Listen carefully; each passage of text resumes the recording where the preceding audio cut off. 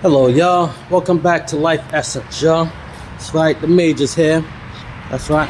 Now, I brought some videos, man, shoot for y'all. Man, shoot today, right? For which we all need to take and watch. And we need to take and learn from these videos, man, shoot. And we need these videos, man, shoot. Dang, take and give us the energy to take and go down the right path, y'all. Dang. I hope you all enjoy the videos, y'all. So let's go. The thing is, he's not really wrong. Some Iranians that did not understand why their parents and grandparents were anti-American. Those Iranians will take over. Now they understand why American government is an imperialist, vicious government and a government that attacks other countries and kills little children.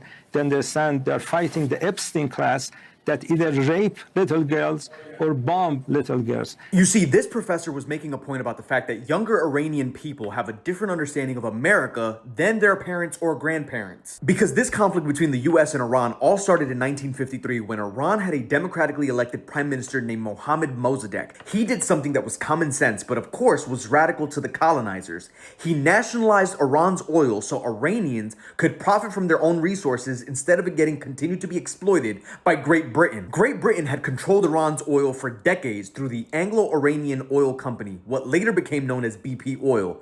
When Mossadegh cut the British off, Britain immediately ran to the US for help. In 1953, the CIA then went undercover, organized and financed Operation Ajax, which was specifically to overthrow Mossadegh. CIA agents posed as communists and threatened religious leaders, and the US ambassador also lied to the Iranian prime minister about alleged attacks on American nationals. Because of the CIA-supported street protests, some 300 Iranian civilians died in the streets of Tehran. The Shah quickly returned to take power, and as thanks for American help, signed over 40% of Iran's oil field to US companies. That same US-backed Shah then ruled as a dictator for the next 25 years, and he also created what was called the Savak, which was his secret police, which killed and imprisoned political protesters around Iran. The crazy part about it is that the US also trained that secret police. The US also armed the Shah by pouring billions of dollars in weapons, and Iranians lived under the US-backed Shah dictatorship for over 26 years between 1953 and 1979. When the Iranian people finally had enough, revolution erupted, and chants of death to America and death to England drew directly on the memory of 1953. This is the part that American media always skips and intentionally rewrites. The revolution wasn't random religious fanaticism. The Iranian Revolution was the inevitable consequence of 26 years of US-backed dictatorship rule. Memories of the US intervention in 1953 intensified the anti-American character of the revolution in the minds of many Iranians. And after the revolution, their new supreme leader came to power, and the US immediately lost its grip on Iranian oil. But by that time in 1980, Iran was weak. The revolution had dismantled the military, and the Iran-Iraq war was just now beginning with the Iraq invasion of Iran in September 22nd, 1980. The United States didn't give a fuck about Iran, but provided them with billions of dollars in economic aid, dual-use technology, intelligence sharing, and special operations training. The goal was only to regain access to Iran's oil by supporting Iraq, who we didn't give a fuck about either. America just jumped on the bandwagon to capitalize on an already weak Iran that was now entering another war. To make matters worse, on July 3rd, 1988, an Iranian civilian passenger plane from Tehran to Dubai was shot down by the US. All 290 Iranian civilians on board were killed, and the US never formally apologized, and as a matter of fact, the officer in command was later even given a fucking medal. The pattern is clear. In 1953, the US overthrows Iran's democracy for oil. For 26 years after that, the US then funds Iran's dictator and his secret police who represses the Iranian people. In 1979, the Iranian people finally have enough, revolt to take their country back, which the US doesn't like. In 1980 to 1988, the US then funds Iran's enemy to overthrow Iran again. In 1988, we shoot down their civilian plane, never apologize, and actually award the general who did it with a fucking medal. And in 2020, Trump orders a drone strike, assassinates Iran's most celebrated military general Soleimani, which the UN rules as unlawful, and then when Iran retaliates, they were immediately called terrorists. Fast forward to 2026, when Trump assassinates their literal supreme leader, high-ranking military officials, and hundreds of their civilians, and yet they're still the bad guys? Mind you, Trump told ABC News that the US had already picked who would replace Iran's government, but they died in the strikes too, saying, quote, "The attack was so successful it knocked out most of the candidates. They're all dead." None of this is self-defense, and all of this was regime change. It's the same shit that they did in 1953, just with bigger bombs. And of course, American media plays Iranian people in the streets, chanting death to America on loop to propagandize and justify America for attacking Iran more. That's what the fuck is happening. Dear Americans, I want you to listen to this very briefly. Iran has not attacked the US, and yet the US has attacked them. The US claims that Iran should not have access to nuclear weapons, but America can have access to nuclear weapons under Trump. America is now known for kidnapping presidents and assassinating presidents. Board of peace is now board of war. Board of peace is now board of war. International law has been broken. America is now behaving like a rogue state. Trump has opened a can of worms.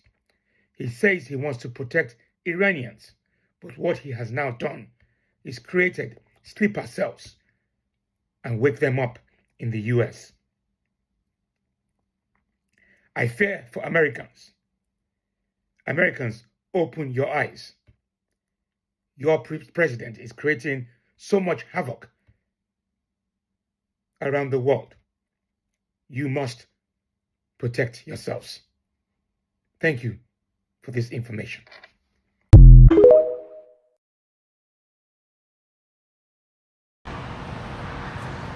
They telling us that we need to take and prepare for war, y'all. So all of our leaders, we must get ready, take and stand our ground, and be ready to fight. Israel is the reason for this war. America does not want to fight this war for Israel. Let's go. Come on, let's go. America does not want to send its sons and daughters to war for Israel. Your inability to name that shows your exemptness as leaders. This is wrong. And nobody wants to fight for Israel.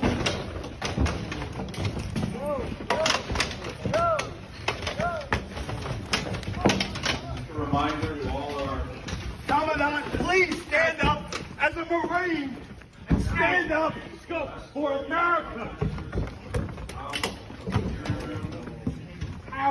No one wants to fight for Israel.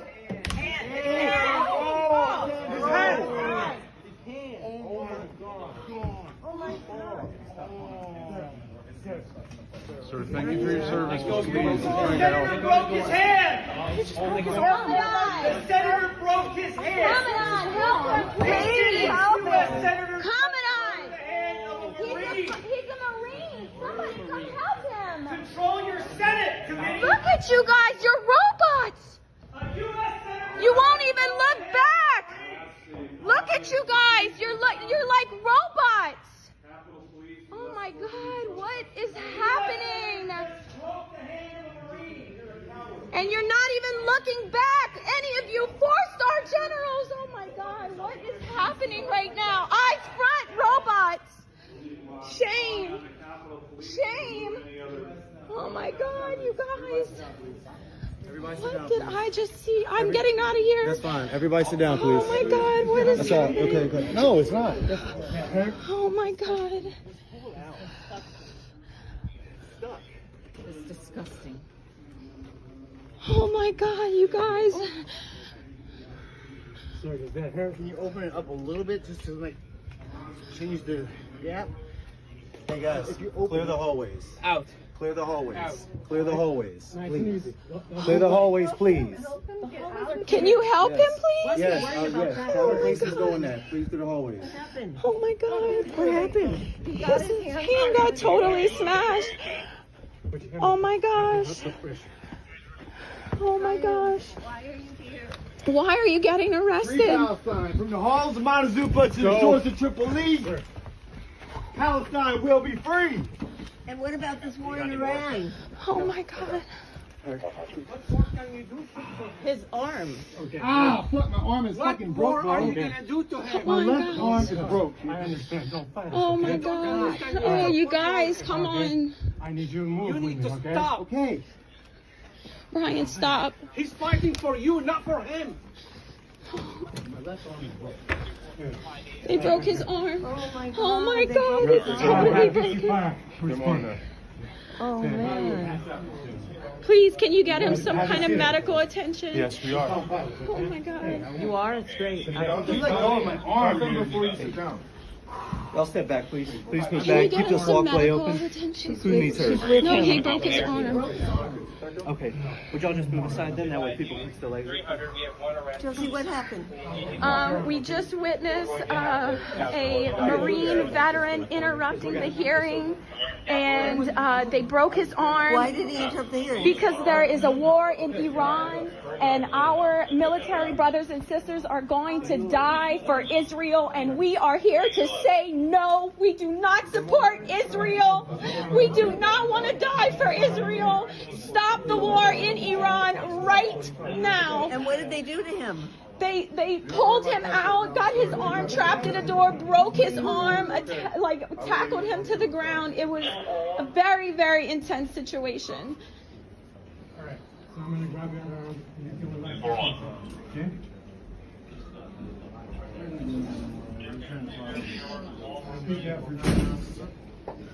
Try to save amazing lives. What? Did you come here to protest? I'm here for the hearing, but he's my friend, and he couldn't stand what they were saying anymore, so he spoke up. Is he with an organization? No, he's actually running for Senate in North Carolina. His name is Brian McGinnis. Do you work for him? No, I don't.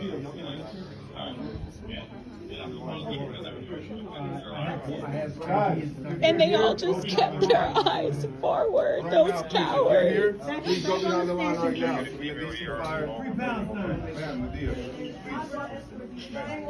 Free Palestine. Fuck the war in Iran. You're free to record, but we are. You're free to record. Please go behind the line. You guys are free to record all you want, but we're just asking you to please cooperate with us. Just go behind the line. America does not want to fight this war in Iran, and the soldiers don't, right?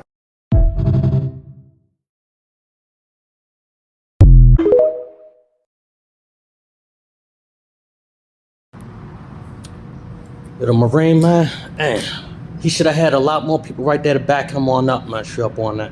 All of them just sat there quiet and just watched. Like, it don't make no sense.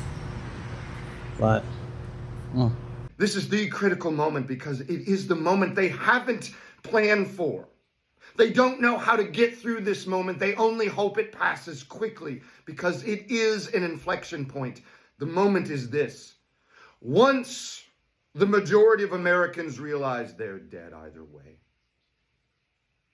we can take power back from the authoritarian regime and give it to ourselves. That's what they cannot plan for. When all of us realize that what we're afraid of, that we will lose our life, our liberty, all that we have built in our life, all that we care for, all the people we love and want to protect, when our fear of losing that would keep us from standing up in the streets,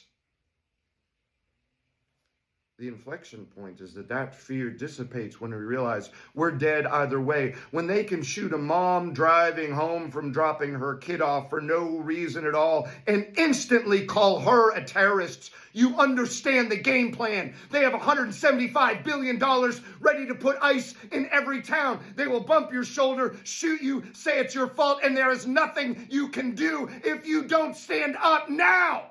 You are dead either way. The life you think you have and are protecting is gone either way. You cannot sit on the sidelines and expect to get through this. Now is the time.